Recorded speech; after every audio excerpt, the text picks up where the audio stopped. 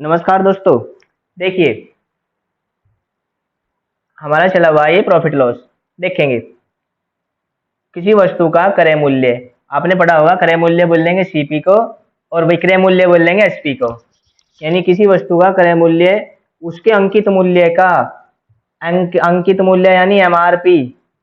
क्रय मूल्य किसी वस्तु के अंकित मूल्य का 80% है। यानी आपने 80 रुपए की वस्तु पे 100 लिखे हुए, एमआरपी 100 है और सीपी कितना 80। तो यहाँ कह रहे हैं आप 12% का डिस्काउंट दे रहे। आपने पहली क्लास में पढ़ा था प्रॉफिट लॉस की, अगर पहली क्लास देखी होगी तो वहां पे सीपी एसपी एमआरपी के बारे में पूरी जानकारी मिली थी कि आप केवल प्रॉफिट लॉस होंगे सीपी पे और डिस्काउंट होगा एमआरपी पे। बाकी एसपी क्या काम कर रहा है, वो बीच का कोरिलेट कर रहा है, इन्हें एक दूसरे से इनका रिश्ता जोड़ रहा है। यहाँ पे देखिए, यानी प्रॉफिट लॉस लाभ हानि होंगे सीपी पे और डिस्काउंट होगा एमआरपी पे। तो आपने 12% डिस्काउंट दे दिया। अब भी ये वस्तु कितने की बेच रहे, 88 की।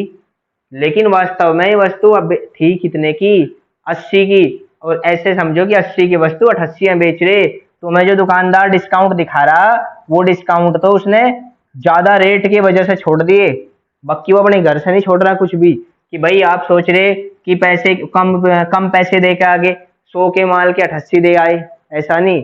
आप 80 के माल के 88 दे के आए, मतलब अब भी उसने 8 रुपए कमाए किस पे, 80 पे। तो 100 पे कितने कमाए होंगे, 10%। यानी क्या हुआ, व्यापारी का लाभ परसेंट है 10%। यानी डिस्काउंट देने के बाद भी यहाँ पे आप याद रखें कि डिस्काउंट होगा और यहाँ पे आप याद रखें प्रॉफिट और लॉस होंगे। लाभ हानि सीपी पे होंगे और डिस्काउंट एमआरपी पे होगा। आगे बढ़ेंगे, देखो नेक्स्ट।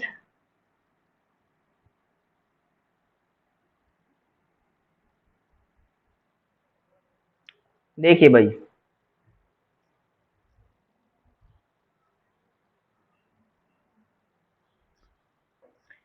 किसी व्यापारी ने बिक्री के लिए सिले सिलाई वस्त्रों के मूल्य पर 25% का डिस्काउंट देने की घोषणा की। यदि देखो, 25% डिस्काउंट को आप लिखेंगे 1/4। 25% का मतलब 1/4, यानी 4 रुपए की वस्तु पे 1 रुपया छोड़ रहे। तो आप बता दो कि यदि कोई खरीदार 400 की छूट चाहता है, तो यानी आपने 320 रुपए की वस्तु पे 1/4 डिस्काउंट ले लिया, क्योंकि तो उसे रुपए 320 मूल्य वाली कितनी कमीजें खरीदनी होंगी। तो आप मूल्य है वस्तु का 320, डिस्काउंट ले रहे 25%, यानी एक शर्ट पे कितना डिस्काउंट मिला, 80 रुपए। और एक शर्ट पे 80 मिले, अब आपको डिस्काउंट लेने कितना, 400 रुपए। आपको डिस्काउंट लेना 400 रुपए। आपने डिस्काउंट ले लिया 400 रुपए। एक शर्ट पे कितना डिस्काउंट, 80 रुपए। तो कितनी शर्ट खरीद लोगे, 5 शर्ट खरीदनी पड़ेंगी डिस्काउंट, 400 का डिस्काउंट लेने के लिए। कितनी शर्ट खरीदेंगे, 5 शर्ट। एक शर्ट पे 80 का डिस्काउंट, 400 का डिस्काउंट लेने के लिए शर्ट खरीदेंगे 5। नेक्स्ट क्वेश्चन देखेंगे। देखो नेक्स्ट क्वेश्चन, किसी वस्तु का अंकित मूल्य, किसी वस्तु का अंकित मूल्य उसके क्रय मूल्य से, अंकित मूल्य का मतलब होगा एमआरपी। किसी वस्तु का अंकित मूल्य उसके क्रय मूल्य से 20% अधिक है। यानी अगर सीपी 100 मान लोगे तो एमआरपी 120 होगा। अंकित मूल्य पर 20% डिस्काउंट दे दिया। अंकित मूल्य पर 20% डिस्काउंट, यानी ये बनेगा 24 रुपए का डिस्काउंट। तो अगर ये 24 का डिस्काउंट बनेगा तो आप 96 में बेच रहे। अगर आप 100 की वस्तु पे 120 लिखेंगे फिर 20% डिस्काउंट देंगे, मतलब 96 का बेच रहे। 120 का 20% ऐसे निकाल लोगे, कितने डिस्काउंट होगा, 24 रुपए डिस्काउंट हुआ। तो कितने बेच दिया, 96 में। 100 का माल इस बार कितने बेच रहे, 96 में। तो कुल मिला के क्या हुआ, 4% हानि, यानी कि ऑप्शन नंबर बी। देखेंगे नेक्स्ट, देखेंगे।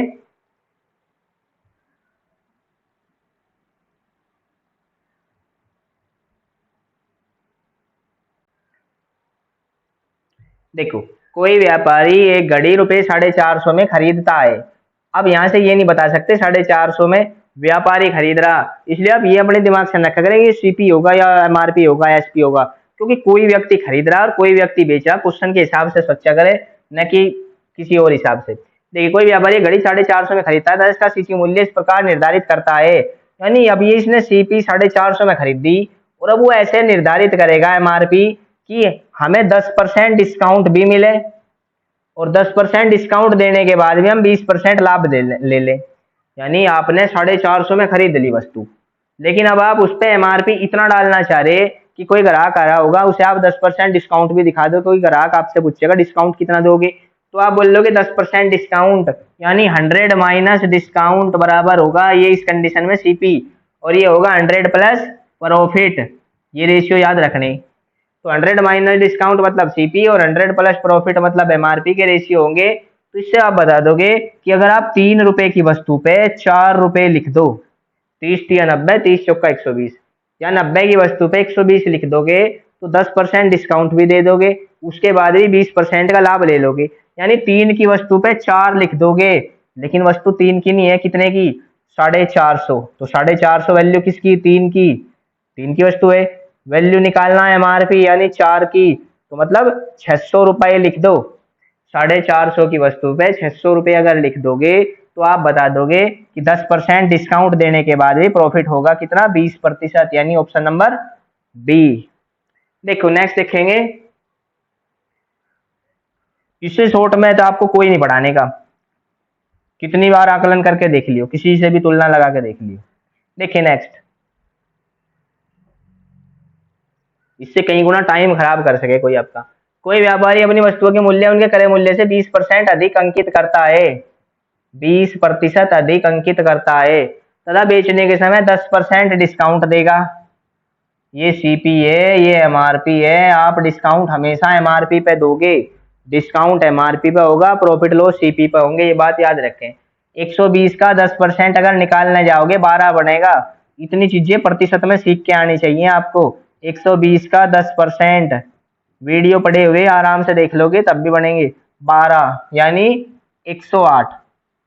तो आप 120 की वस्तु पे 10% डिस्काउंट यानी 12 रुपए का डिस्काउंट देकर कितने बेच लिया? 108 में। यानी कि वस्तु तो वास्तव में वो 100 की है और बेच रहे कितने में? 108 में। तो क्या हुआ? 8% का प्रॉफिट हुआ, ऑप्शन सी। तो कितना प्रॉफिट हुआ? 8%। नेक्स्ट चलेंगे,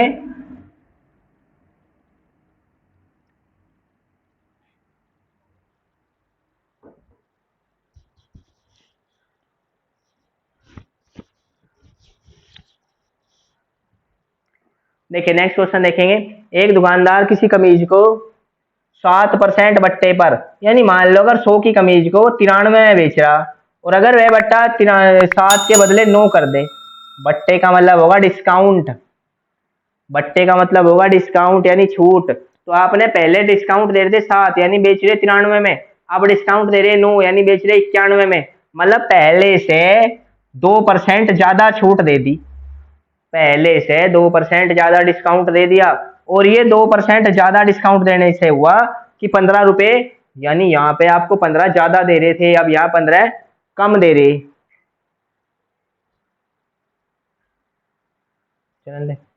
देखो यानी आप एमआरपी अगर निकाल लोगे, ये डिस्काउंट दे रही है तो एमआरपी पे दे रही है, तो उसका अंकित मूल्य तो आप बता दोगे 15 पंजे 75, यानी 750 MRP, 750 MRP, option number A. Next question देखेंगे। एक पुस्तक को उस पर छपे मूल्य पर, छपा मूल्य यानी एमआरपी यानी अंकित मूल्य पर 10% डिस्काउंट दे दिया, तो आपने डिस्काउंट दे दिया 90 और डिस्काउंट लिखेंगे सीपी के साथ में, अभी लिखा था पिछली बार में सीपी 100 माइनस डिस्काउंट यानी सीपी, और प्रॉफिट जो होगा वो 100 प्लस प्रॉफिट लिखेंगे, और फिर भी 12% का लाभ हुआ।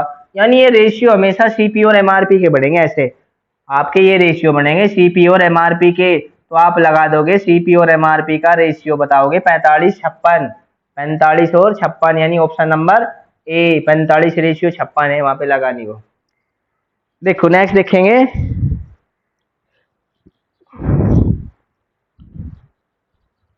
देखो नेक्स्ट क्वेश्चन देखेंगे भाई।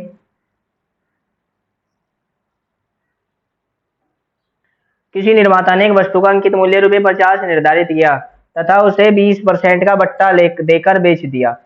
अब 20% बट्टा दिया यानी सीपी लिखेंगे यहाँ पे, और फिर भी 25% लाभ हुआ यानी एमआरपी लिखेंगे। ये दोनों रेशियो साथ साथ याद रखोगे तो अच्छे अच्छे क्वेश्चन ऐसे ही बनेंगे। आप 5 से डिवाइड लगाओगे 16 बार, 5 से डिवाइड लगाओगे 25 बार, यानी अगर किसी वस्तु का सीपी 16 है तो एमआरपी 25 है, लेकिन यहाँ पे कह रहा है एमआरपी है 50, तो कितने की वैल्यू 25 की। बस केवल ये पता लगाना वैल्यू किसकी, दिए हुए की एमआरपी की, और वैल्यू किसकी निकालनी, सीपी की, यानी जिसकी वैल्यू दी होगी उससे भाग करोगे और जिसकी वैल्यू निकालनी होगी उससे गुणा करोगे, तो आप बताओगे 32 रुपए। देखो नेक्स्ट क्वेश्चन देखेंगे, 32 रुपए सीपी है इसका। नेक्स्ट देखिए, नेक्स्ट क्वेश्चन, एक व्यापारी अपने माल पर क्रय मूल्य से 30% अधिक अंकित करता है, यानी सीपी अगर 100 है तो एमआरपी कितना लिख दिया 130, क्योंकि 30% ज्यादा बढ़ा दिया, और इसके बाद उसने 15% बट्टा दिया, डिस्काउंट कितना दिया 15%। अब यहाँ पे देखें 100 के 15 15 हुए और 30 के 15 4.5, यानी आप बता दोगे 19.5 का डिस्काउंट दे दिया रुपए में, यानी जिसे समझ नहीं आया वो ऐसे लिखेगा 130 का 15%, तो जीरो से ये खत्म, 5 तिया 15, 5 दूनी 10, 2 से 6.5 बार, 6.5 गुणा 3 बनाओगे 19.5 रुपए बनेंगे। तो अब एक चीज देखें, आपने 100 की वस्तु पर लिखे 130 और डिस्काउंट कितना दिया 15%, तो कितना 19.5 रुपए का, यानी आपने ये वस्तु बेच दी 110 रुपए 50 पैसे की, ये वस्तु बेच रही है 110 रुपए 50 पैसे की, तो अभी भी क्या हुआ, अभी यहाँ पे लाभ बताना रुपए में, परसेंटेज में बताते तो लाभ बता देते 10.5% लाभ हो रहा, अगर प्रतिशत में बताते तो 10.5% लाभ बताते, लेकिन अगर अभी देखो 10.5% लाभ हुआ, लेकिन इस बार आपसे रुपए में पूछ लिया, तो रुपए का लाभ 10.5% ही 84 रुपए है, क्योंकि क्वेश्चन ने बताया उसे 84 का लाभ हुआ, तो सीपी बता दो, तो सीपी पूछेगा 100, एमआरपी पूछेगा 130, तो आपसे पूछेगा उस वस्तु का क्रय मूल्य यानी सीपी बताना, तो यहाँ के लिए एक जीरो और लगाओगे, 105 से कटेंगे ये 8 बार, और 8 गुणा 100 बनेगा 800, यानी वस्तु का सीपी कितना बनेगा 800 रुपए। देखो नेक्स्ट क्वेश्चन देखेंगे,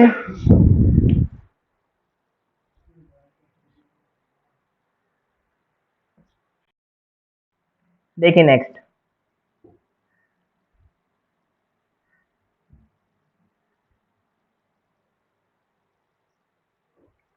एक दुकानदार किसी वस्तु के अंकित मूल्य पर 5% कमीशन देना चाहता है, यानी सीपी के साथ लिखेंगे 95 और एमआरपी के साथ लिखेंगे 110, और 10% प्रॉफिट लेना चाह रहा। यदि वह वस्तु का क्रय मूल्य 95 है तो अब आपको कुछ नहीं करना, वस्तु का एमआरपी भी 110 ही बनेगा, यानी ऑप्शन नंबर बी। देखिए आज के क्वेश्चन इतने ही थे, अब मिलेंगे आपसे कल की क्लास में, धन्यवाद।